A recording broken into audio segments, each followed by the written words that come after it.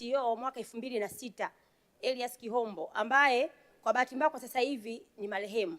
Elias Kihombo alifanya kazi kubwa sana ya kuzunguka kwenye shule nyingi kufundisha, lakini vile vile kufundisha tuition nyingi, lakini inaonekana alipofika chuo hakufanya vizuri, hali iliyopelekea pia kudisco. Serikali ukiachana na hii Samia Scholarship toka mwaka 2000 mpaka sasa hivi, je, wana kandidata ya TOs wangapi? Lakini vile vile je, wanajua kwamba wako wapi na wanafanya nini? Asante sana Mheshimiwa Mwenyekiti. Majibu Mheshimiwa Naibu Waziri. Asante sana Mheshimiwa Mwenyekiti.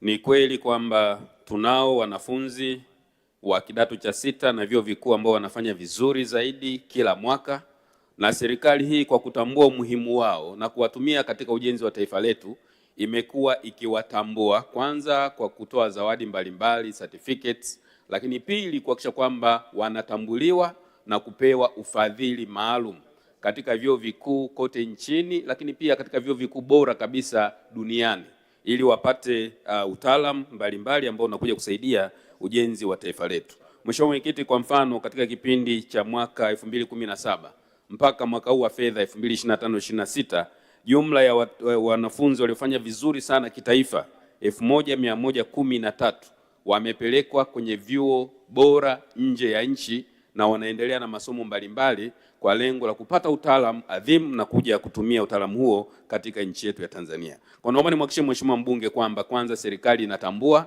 na inawafuatilia wanafunzi wote wanaofanya vizuri ili kuhakikisha kwamba wanapata fursa nzuri ya kujiendeleza na kujenga uchumi wa nchi yetu.